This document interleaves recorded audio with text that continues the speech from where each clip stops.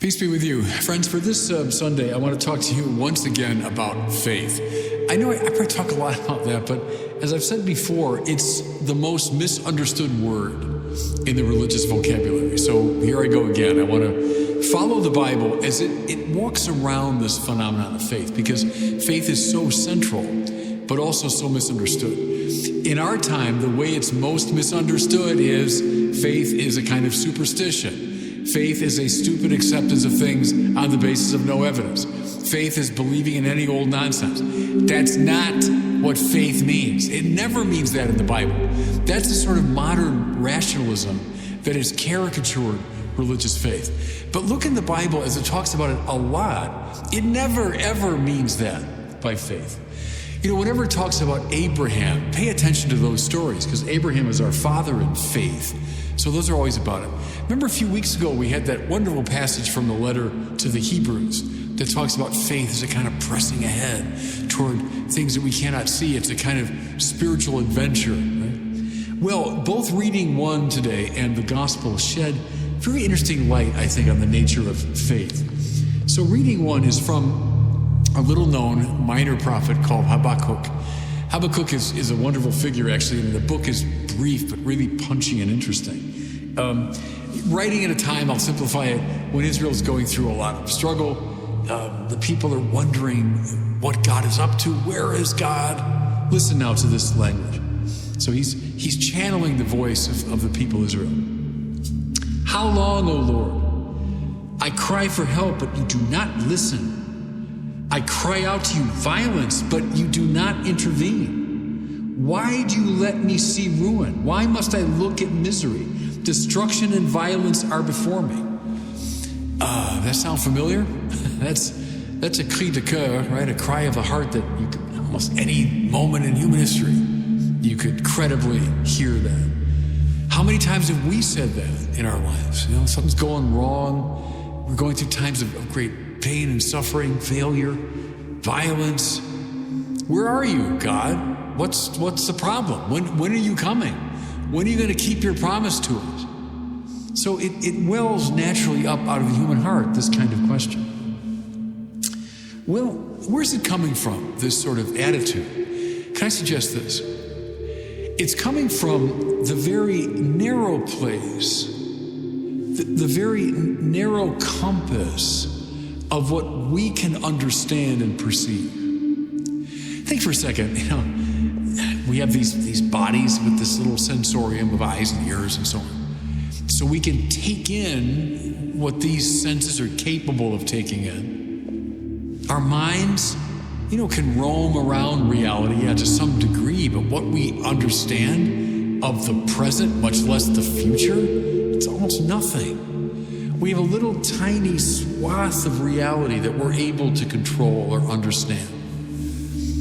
And so from that perspective, yes, we tend to say, what's going on? I don't get it. God exists. They tell me God exists, but he doesn't seem to be doing anything. Well, yeah, within this very, very narrow compass.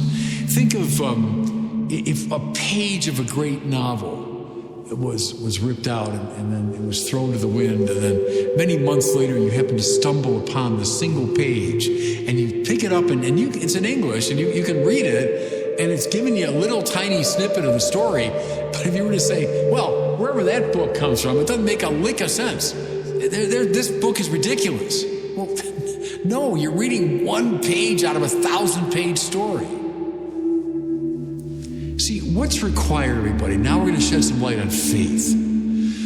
What's required is a surrender in trust to God's perspective, God's plan, God's purpose. I can't see it. All I see is violence and destruction, and you're not doing anything. Yeah, I know. That's what you can see of my creation. Faith is an acceptance in humility and trust of God's vision, plan, purpose. Now, listen to how God answers this cry of the heart that's in all of our hearts. Listen. Then the Lord answered me, and he said, write down the vision clearly upon the tablets, so that one can read it readily. For the vision still has its time, presses on to fulfillment, and will not disappoint. If it delays, wait for it. It will surely come. It will not be late. The rash one has no integrity, but the just one, because of his faith, will live. All right, so, Lord, where are you? Doesn't make any sense. Have faith. And it means what? That the vision has its time on God's time. God's work is being done. Trust in it. It presses on to fulfillment. Maybe you can't see how it's happening, but it's happening. It will not disappoint. God is never going to give up on his creation. That's a basic biblical truth. God is not about a failed work. No. And if it delays, yeah, from my perspective, it's delayed. I don't see it. I don't get it. If it delays, wait for it. See, what is that, everybody? That's the attitude of faith. Waiting in trust for what God will do. The rash one has no integrity. Well, that's most of us in our sin. I'm rash. I want an answer now. Put it to me on my terms. Well, that person has no integrity. But the just one, because of his faith, will live. Right. How do we live spiritually? By faith. By an attitude of humble trust in the ways of the Lord. Okay, that's Habakkuk reading number 1. And it's preparing us for the gospel, which is, to me, a really interesting text. The way it's pieced together.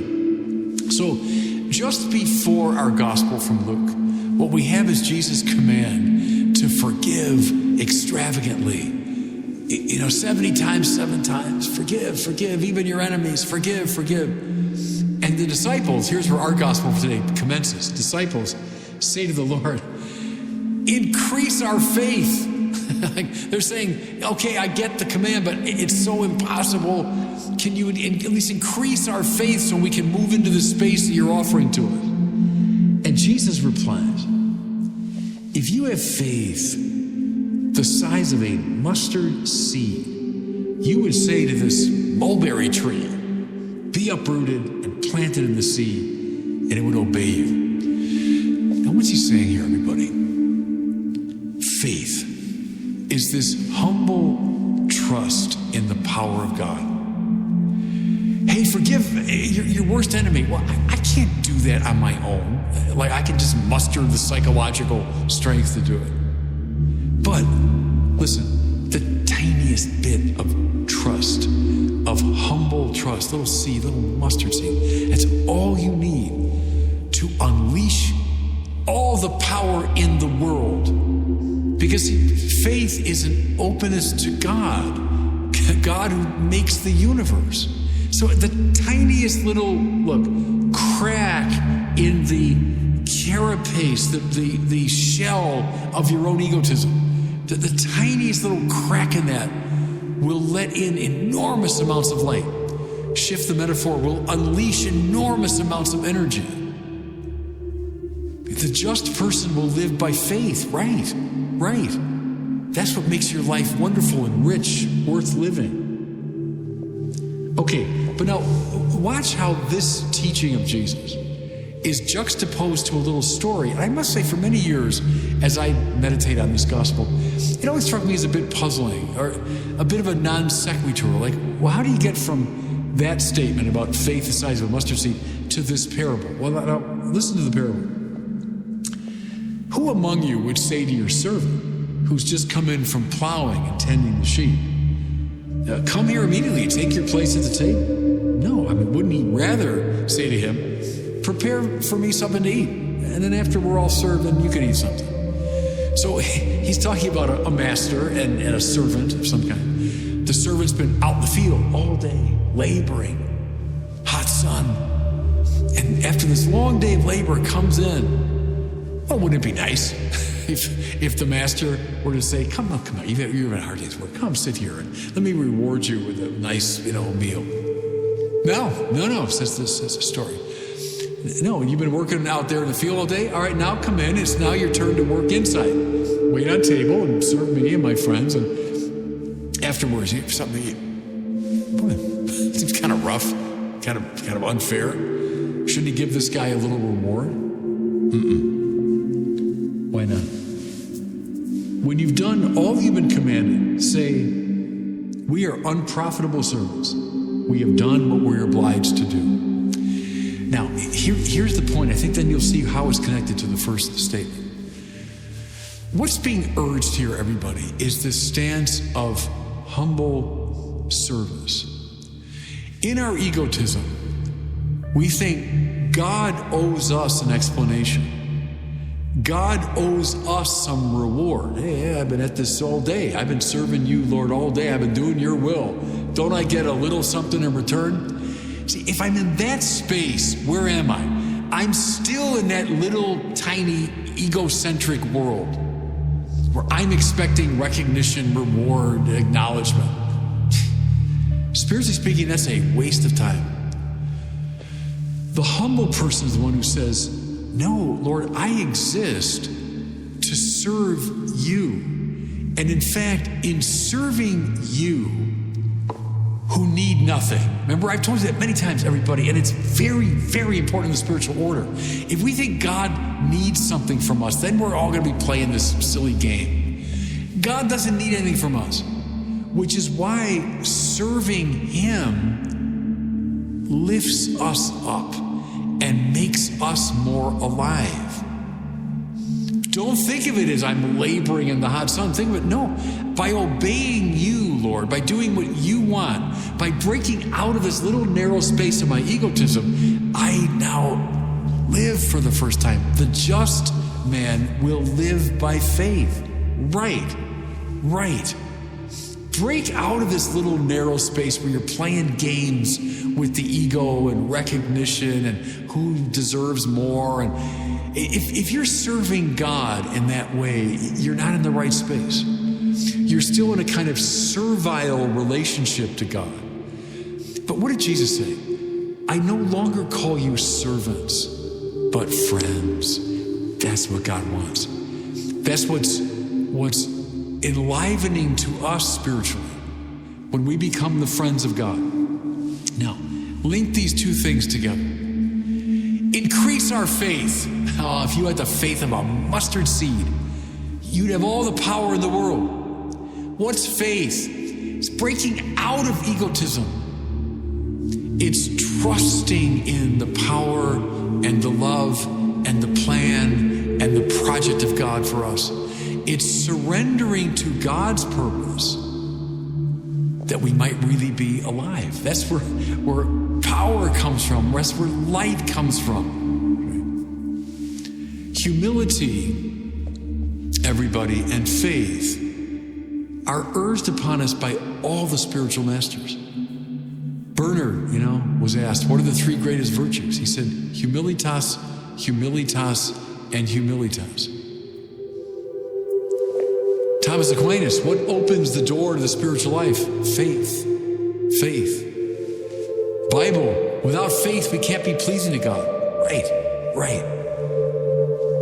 Faith, everybody, is the way in, a trusting surrender to the love, purpose, and plan of God. And God bless you.